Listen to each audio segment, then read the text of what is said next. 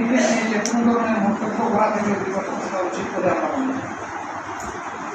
এই বিষয়টা একটা দেশের সার্বিক নিরাপত্তার সাথে সংশ্লিষ্ট। সেনাবাহিনীকে বিতর্কিত করলে একটা স্বাধীন দেশ বড় ধরনের ঝুঁকিতে পড়ে। আমরা সেই সমূহ বিতর্ক থেকে আমাদের প্রিয় বর্ধিত সেনাবাহিনীকে আমরা মুক্ত রাখতে চাই। আল্লাহ তাআলা এই কাজে আমাদের সকলকে সহযোগিতা এবং চার জায়গা থেকে এই বিষয়টা উপলব্ধি করার তৌফিক আল্লাহ তাআলা আমাদের দান করুন। সম্মানিত ভাইয়েরা, আজকে পরিবর্তনের 9 মাস অতিক্রান্ত হয়েছে। আমাদের প্রধান উপদেষ্টা বলেছেন, একাধিকবার বলেছে,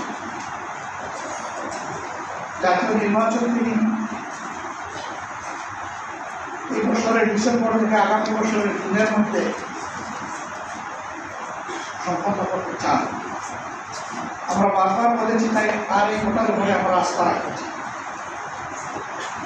এবং আস্থা রেখে এটার জন্য আমাদের বিবেচনায় সুযোগ টাইম কী হতে পারে আমরা সেটাও ফ্লেক্সিবলই বলেছি। আমরা তাকে বাধ্য করতে চাই না।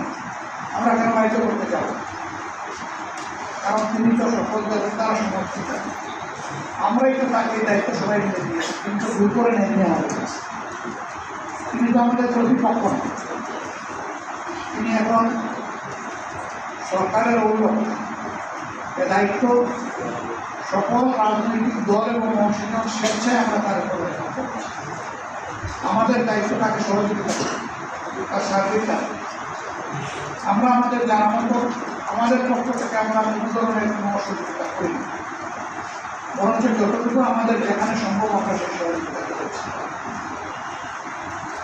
অন্যান্য রাজনৈতিক অংশীদারের প্রতি সংগঠনগুলোর থেকে আমরা আহ্বান জানাই, এই সরকার যেহেতু আমাদের সকলের সরকার, আসুন আমরা সবাই মিলে তাকে সহযোগিতা করি। সবাই মিলে যদি সহযোগিতা করি আর সরকারও যদি স্বতঃস্ফূর্তভাবে আমাদের সহযোগিতা গ্রহণ করে, তাহলে আমরা মনে করি যে সমস্যা যাই সামনে আসুক, সমাধান তার অতি সহজ। কিন্তু এইখানে বোঝাপড়ায় যদি গ্যাপ তৈরি হয় আর জাতি যদি কোনো সংকটে পড়ে, এ দায় আমরা কেউ এড়াতে পারব না। ওদের দায় সৃষ্টি হওয়ার আগেই সমাধানের পথে হাঁটা থেকে উঠছে বুদ্ধিমানের কাজ উত্তম আসছে। আমরা সরকার এবং রাজনৈতিক দলগুলোর প্রতি উদাত্ত আহ্বান জানি যে পারস্পরিক সহযোগিতার মনোভাব নিয়ে আসুন প্রিয় দেশকে